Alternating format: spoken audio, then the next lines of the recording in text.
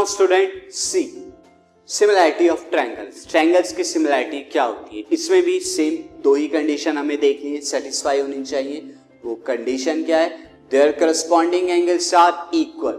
उनके corresponding angle क्या होने चाहिए? इक्वल होने चाहिए। Their corresponding angle should be equal, equal होने चाहिए। And second condition is their corresponding side in the same ratio. उनकी करस्पॉन्डिंग साइड्स का रेशियो भी सेम होना चाहिए। तो वही सेम कंडीशन यहां भी अप्लाई होती है, क्योंकि ट्रायंगल भी एक पॉलीगन ही है। मैं फिर इसे दो एग्जांपल के थ्रू आपको क्लियर करा देता हूं।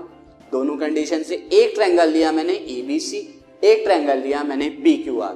नाउ ऑब्जर्व इनके एंगल, आप ऑब्जर्व कीजिए।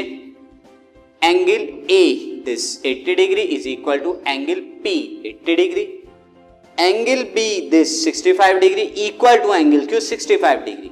And angle C 35 degree is equal to angle R 35 degree.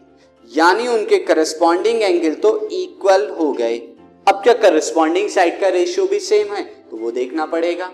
तो यहां देखें हम, AB की करस्पॉन्डिंग साइड कौन सी होगी स्टूडेंट? PQ, ये वाली साइड करस्पॉन्डिंग होगी इस वाली साइड के। एंड अगेन 80-35 वाली यानी कि side AC will be corresponding to side PR, and side BC, this side BC should be corresponding to side QR. Now student, अब इनके रेशियो देखते हैं। See, AB upon PQ, AB is 2 centimeter and this is PQ is 3 centimeter, तो ratio 2 upon 3. And again see, BC upon QR, corresponding side का ratio 6 upon 9. Student यहाँ cut करने के बाद अगर मैं करूं 3 2s this and 3 3s 9, that will become 2 upon 3. And again student, next AC upon PR, that is 4 upon 6. तो यहां भी अगर मैं करूं 2 से डिवाइड, 2 2s 4 2 3s, तो यहां भी क्या आया स्टूडेंट? देखा हमने, ये सारी साइड करस्पॉन्डिंग साइड्स का रेशियो इक्वल आ रहा है।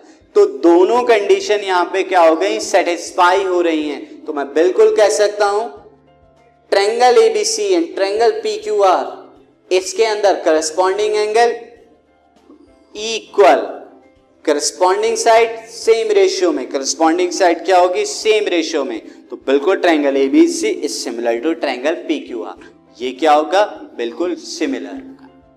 तो ये ट्रायंगल सिमिलर होंगे। नाउ स्टूडेंट, अब सिमिलैरिटी पे बेस्ड आगे हम और भी थ्योरम्स पढ़ेंगे, लेकिन फर्स्ट जो थ्योरम हमें इस चैप्टर की पढ़नी है वो है थेल्स थ्योरम, यानी बेसिक प्रोपोर्शनैलिटी थ्योरम। वो बेसिक प्रोपोर्शनैलिटी थ्योरम क्या कहती है, थेल्स थ्योरम क्या कहती है? इसके दो नाम है, थेल्स थ्योरम और बेसिक प्रोपोर्शनैलिटी थ्योरम। तो देखते हैं बेसिक प्रोपोर्शनैलिटी थ्योरम और थेल्स थ्योरम।